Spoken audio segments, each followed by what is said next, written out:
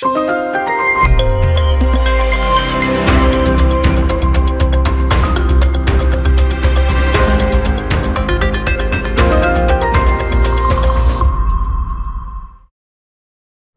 want to start by asking, you had pulled out of the mayoral race due to health issues, and of course the length of the now mayor term was also a factor. What brought you back into the mayoral race? Well, I did have some concerns about my health, and they were concerning enough that I had to rethink, am I really prepared to become mayor? And I addressed those. I started talking to more healthcare professionals, visiting the doctor, hearing their recommendations, making a few life changes myself to prepare myself better, for the long term, not just to run for mayor. And I was also watching and waiting what's going to happen with our terms. When I first decided to run, which was in around November of 2023, I said to myself, I think I'm prepared to go ahead and run as mayor and serve. And 2-year terms, we'll just see at the end of that first term if I'm elected, if I'm ready to continue. When it went to 4 years, and I could see that coming, I had some additional concerns. I'm going to be 74 in April. And I had to think to myself, well, what's it going to be like if I'm in a 4-year term and I'm 76 or 77 or nearing 78? And so it caused me to really sit down and think more, and also to speak with my wife more.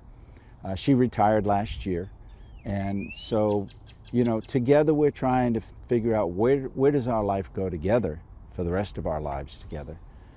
And she's always been a great supporter of me running for office, and I wouldn't be a councilman if it wasn't for my wife's encouraging me to do that in 2016.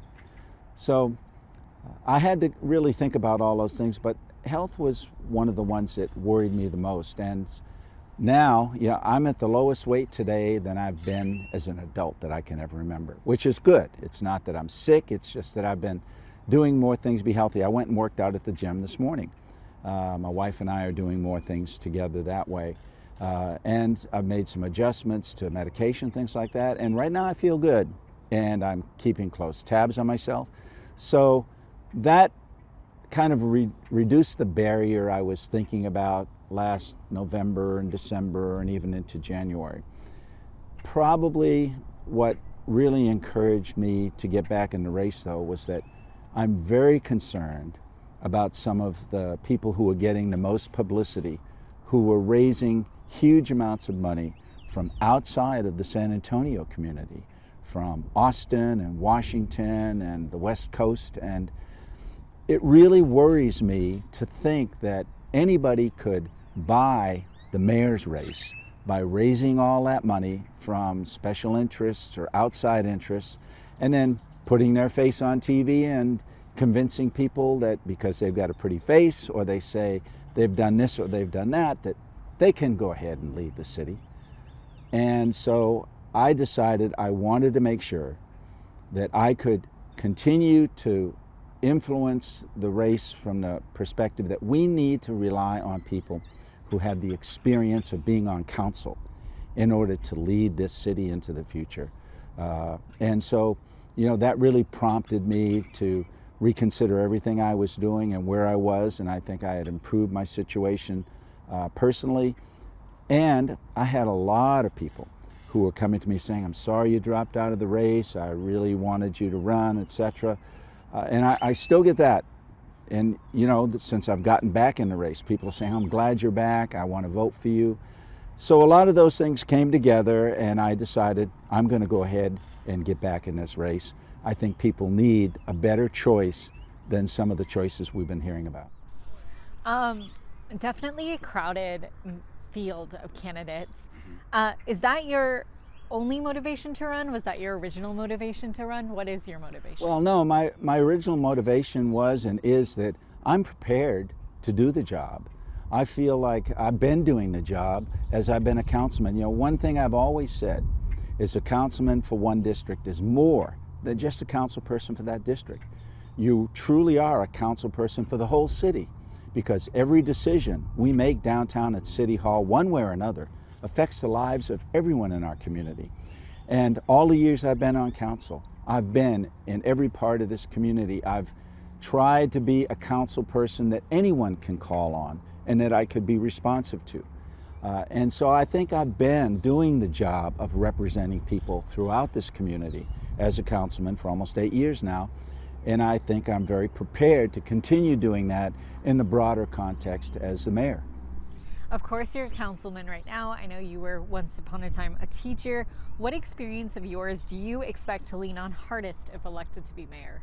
Well, you know, I think the most important thing that you need to learn is to be a listener and listen to the community and listen to your fellow council members. I have worked well with the mayor, Mayor Nuremberg. One thing I think, though, that he's missed an opportunity on is getting out in the community more for different things that are going on. Town hall meetings that SAWS may have, or CPS may have, or community gatherings that are going on. I know the mayor is very responsive to special events when he gets invited, and he speaks at a lot of different groups and organizations. But at the grassroots level, I think the next mayor needs to be out in the community on a regular basis, like at a park today, if there were an event, and listening to people in the community. And at the same time, I think the next mayor needs to be listening to the council. And part of the way of doing that is going by every council office down at City Hall and sitting down and finding out what are the thoughts from that council member, what do they think needs to be done in their district and around the city. Talking to the staff, because sometimes they hear things that, maybe the council member hadn't heard yet. And also going out to the field offices, because there's some kind of a separation, or sometimes a separation between the people who work in the field and are out there knocking on doors and people who are downtown maybe going to committee meetings.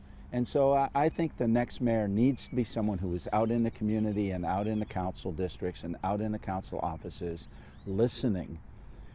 You can't make a decision if you haven't listened to all sides. I'm telling people that I believe that I have the common sense to go ahead and lead this city. But common sense needs to be built on a few things. It needs to be built on your knowledge of how the city works or what needs to be done. Your understanding of the circumstances that may make it difficult to get those things done. Your experience at doing these things over the years. All of those are key ingredients in being able to make a common sense decision. To me, I hear some candidates saying, well, I've got common sense and that's all it takes. Well, common sense just built on your own feeling about things isn't common sense, it's just your opinion. And I don't want to see people with an opinion come in and try and run the city. I want people who understand how it works to make it continue to work and work better. Segueing into my next question, which is perfect, do you have any criticisms of the current mayoral administration? What would you like to carry on and what would you like to change? I really don't have criticism of the current mayor or how he's done things. I've mentioned a couple of things that I think he might have done more of, that I would expect any mayor to do more of. But I believe he has done a pretty responsible job for us over his 8 years. I think he did an exceptional job during COVID, and he, in joint efforts with County Judge Nelson Wolf, I think saved our city from a lot of grief and possibly a lot of deaths or other illnesses by giving us good sound advice. And I think that he's been a calm, steadying leader on the council. And I think that's also important. There have been some votes that we've had a difference of opinion on, and he's sided on one issue and I've sided on the other. But, that's going to happen. We wouldn't, I think, want a council where everybody was in total agreement. What that means is we're not listening to everybody because the community is never in total agreement. There's a lot of different opinions out there that we need to be listening to. So I wish him well. I think he'll go on and do other good things. And I think he's gotten a good system working in relationship to the city manager, and I think that's critical. But I also remember that the mayor is only one vote on the council. And the mayor doesn't run the city, so to speak. The mayor works with the council and the city manager to put together opportunities for the city to continue to do well and prosper. And that's what I would expect I would do as the next mayor, and not try to come in and say, well, this is how we need to do everything. I've had enough experience to know we've got very good professionals who work for the city, and a lot of very good staff on a lot of council offices. So, you know, it's going to be collaboration and cooperation with me and other council members and the city professional staff going forward. What is the first thing you plan to do once in office, and what will you set to accomplish in your first 100 days? You know, I'm not going to set a number of goals for the first 100 days. There are too many things that could come up. I'll tell you some things that I'm working on right now that I want to see come true. One is putting the safe baby devices that I've fostered and moved forward with into fire stations around the city to help young women in crisis during pregnancy to have a safe alternative during that pregnancy. Also, I've perpetuated something in District 9 that I'd like to see throughout the city, is what we call participatory budgeting. I think that the city should be more flexible with allowing individuals to have more of a say on how the city budget gets spent. And I've done that in District 9. I've had over $5 million in projects that the people in my district suggested and voted for, and I made sure they got carried out. I think we should be doing that all over the city. Give the people a stronger voice in what they see as a need in the community. So, you know, I would be promoting that. Right now, there's an effort that I'm working on that it may take until the next election to put in place, but it's a method of helping people pay off their medical debt. And the way it works is, with a certain amount of money that's put forward to this national nonprofit organization, they will reduce medical debt for people who are facing bankruptcy or have huge medical bills. And the project right now is looking to save people between $8 and $10 million in medical debt in this city. And I'm pushing that, and I hope to get that through even before I'm elected mayor, but then to see that it's carried through. You know, so those are just a few things that I think we need to be looking at, but also we're in a situation where we need to carefully watch what's going on with our utilities. I'm concerned about what may come out of the state legislature, and I think we need to be prepared to act to ensure that we can still sustain safe and affordable water and safe and affordable energy.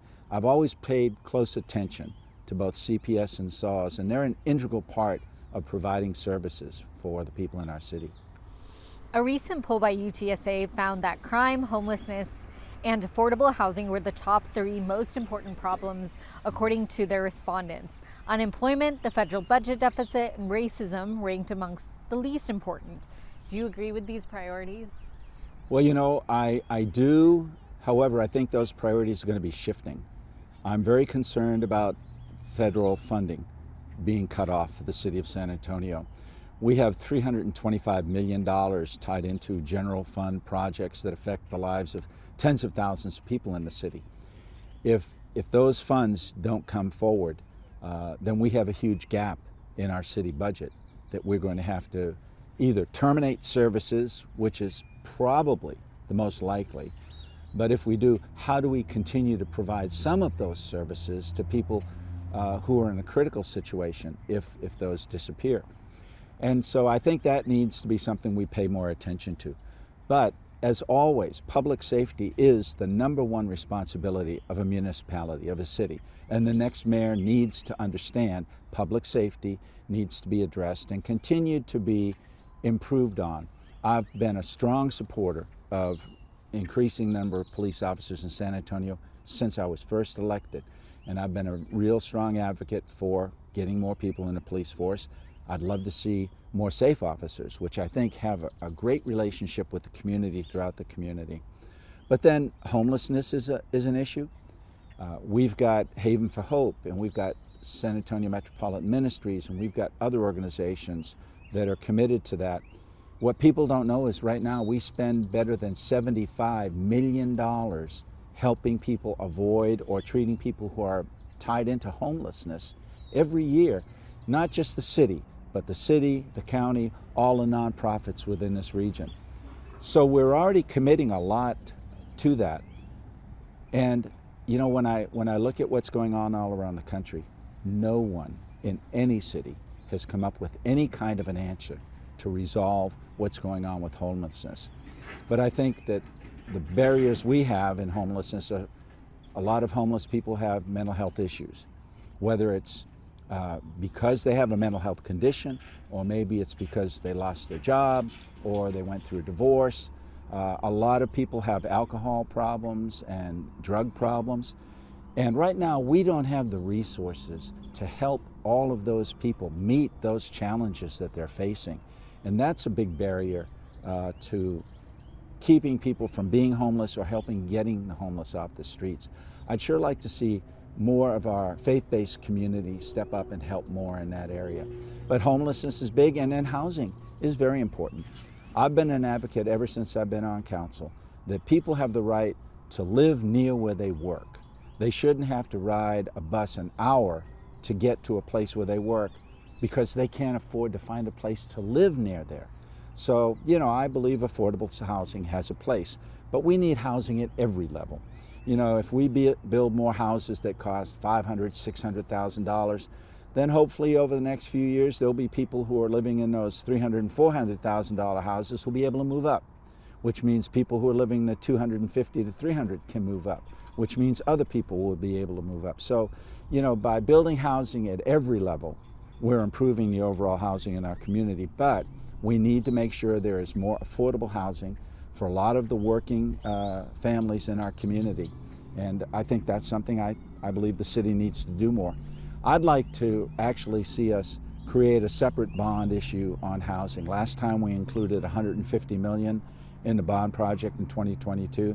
I think we need to make a significantly higher investment, but not just the city giving money away, but the city being able to partner more with a lot of the private as well as nonprofit organizations that want to build more affordable housing.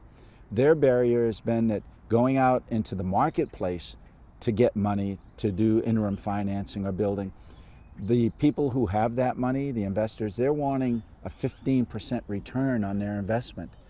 Well, if the city were to borrow money and have money available at 5 or 6%, then we can lend it out at a lower rate, which would allow us to build more affordability into some of this housing. So, you know, that's the way I'm looking at housing as another critical issue. San Antonio has had a recent rocky history when it comes to getting along with top state officials. How would you approach that relationship? With which officials again? State officials. Oh, yes.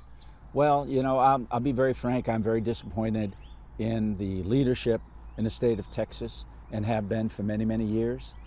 We have a one government that is made up of people who are very idealistically motivated in one part of our state and not motivated to serve other people in our state or all people in our state.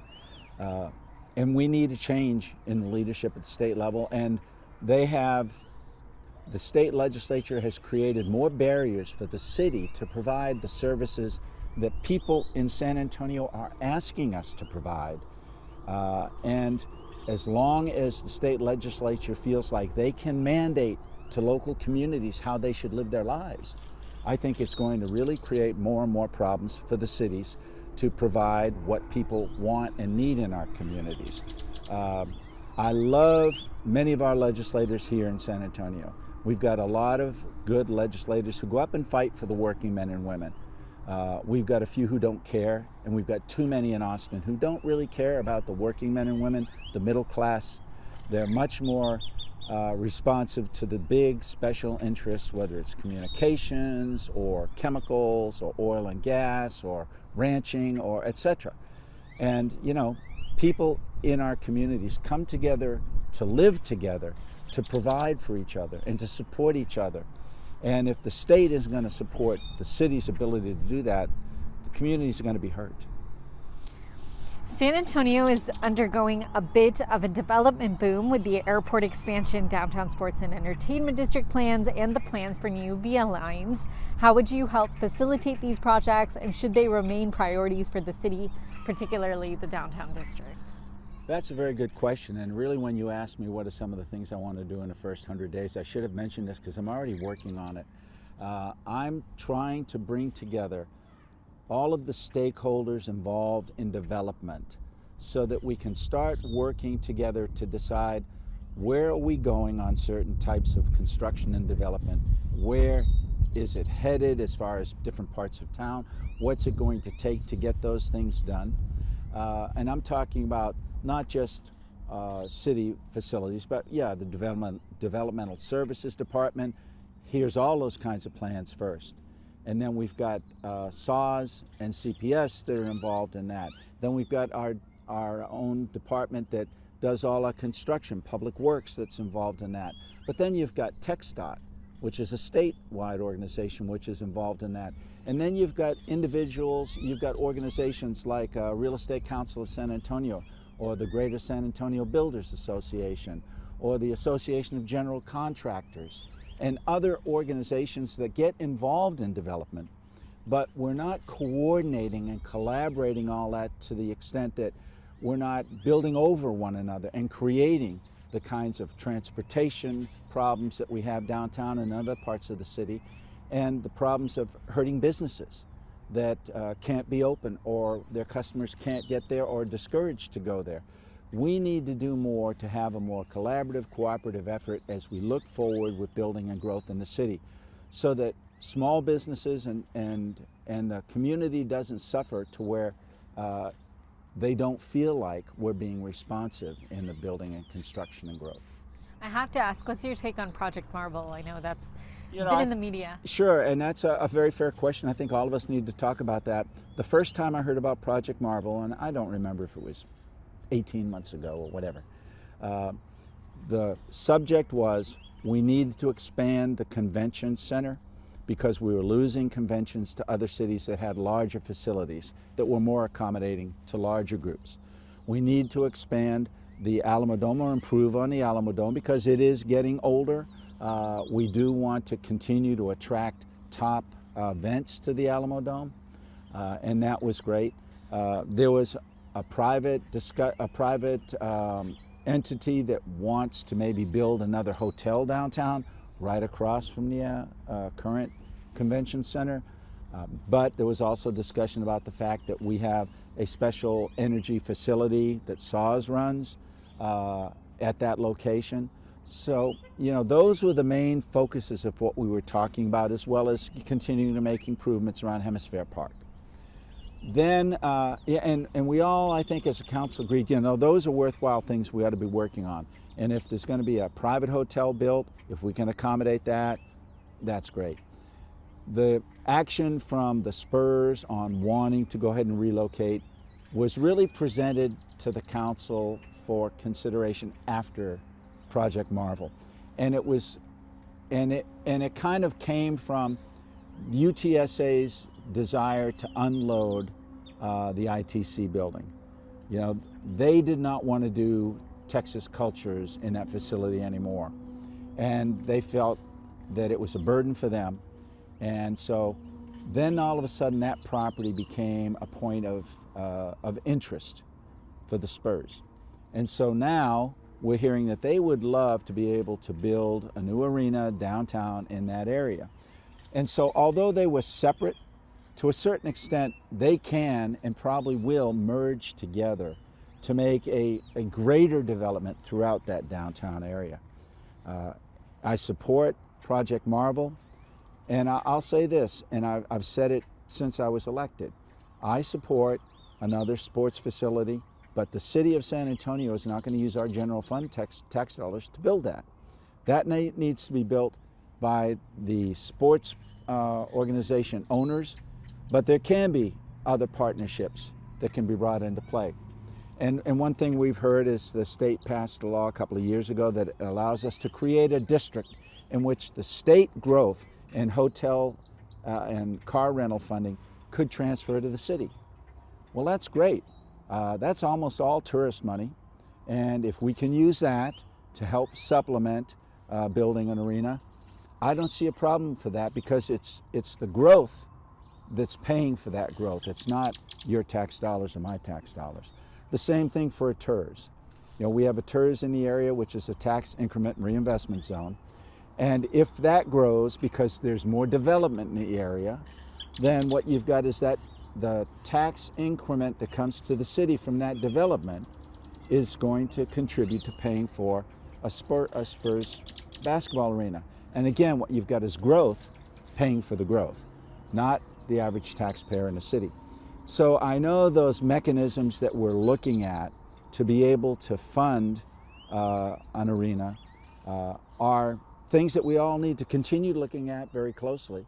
But obviously, to me, it needs to be the Spurs' biggest commitment to build an arena if we're going to move the Spurs downtown, and not using any of our general tax dollars that we use for libraries and parks and police and everything else to go towards building a sports arena.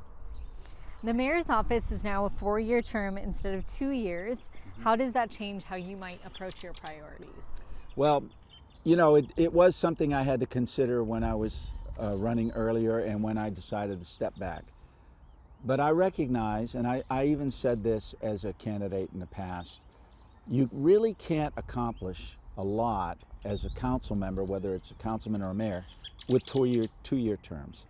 And I'll say this for the next mayor, if it's not me, that mayor, if they haven't been on the council before, is going to have to take a year or two to understand how the job works, how it works with all the departments, et cetera, et cetera. And the same thing for a council member. When I was elected, it took me a year and a half or more to get my feet on the ground and understand how I and my constituents need to work with the city departments, the city manager, and start to address the concerns that people have. So 4-year terms gives you a more sustainable period of time to work on those issues. 2-year terms, within a year and a half, you're now campaigning again so that you can get reelected again. That's too much time away from the job itself. With 4-year terms, you've got time to see things through. For example, right across from us is Walker Ranch Senior Center. That was part of the 2017 bond issue. I was elected in 2017. I was a strong advocate, worked hard to make sure that was built, and it's a beautiful facility today.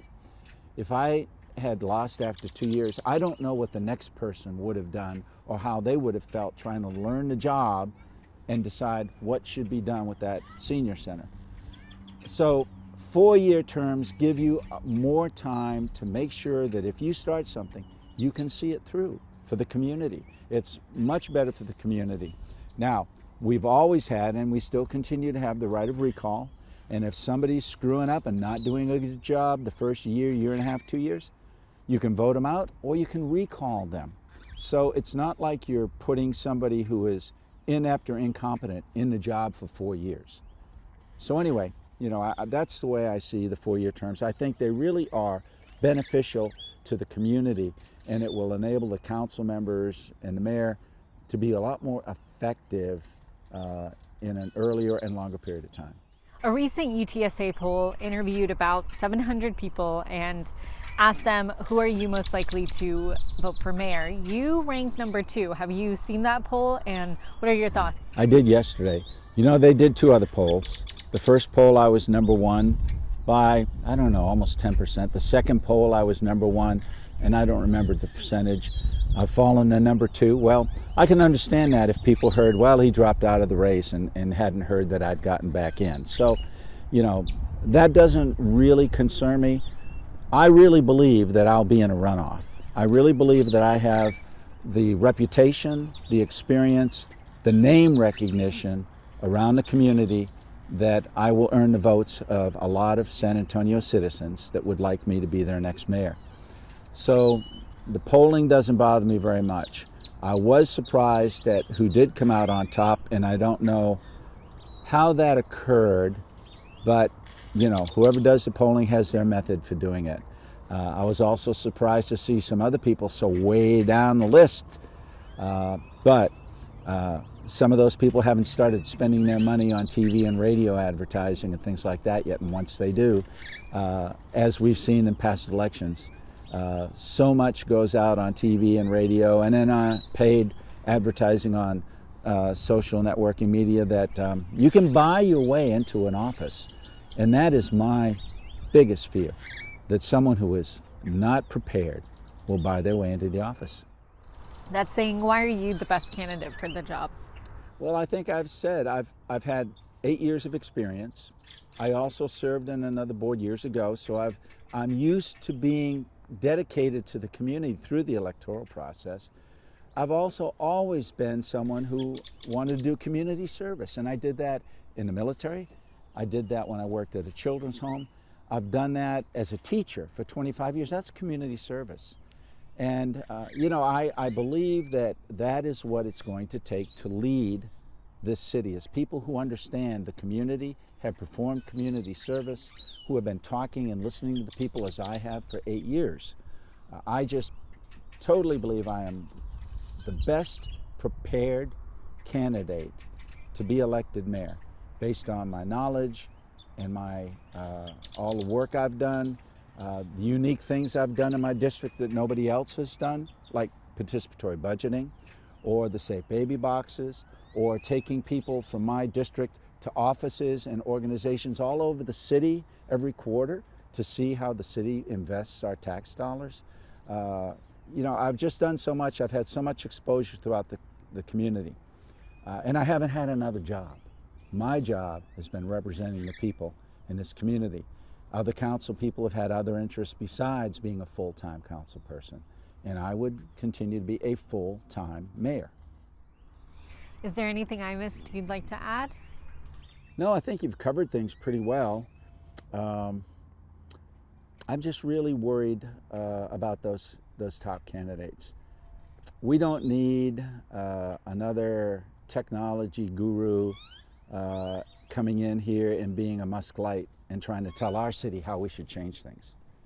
And I don't believe that we should be just getting behind a Greg Abbott puppet who, is out there telling all of his friends in Austin, send money to Rolando Pablos so that we can elect him mayor, who has no understanding of the people in San Antonio.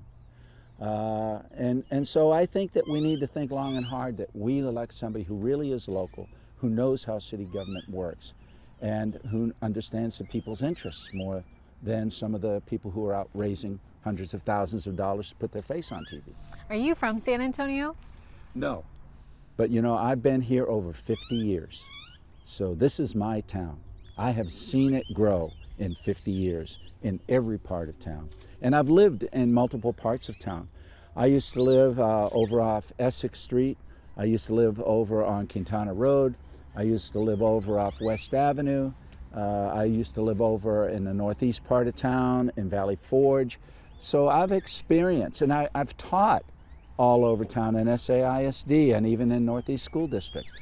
I really have, I think, a feeling for what the real concerns and needs are. But number one, I will continue to listen. And I don't think these other people have been listening. They haven't been around to listen. So that's a worry to me. Thank you so much. I appreciate it. Sure.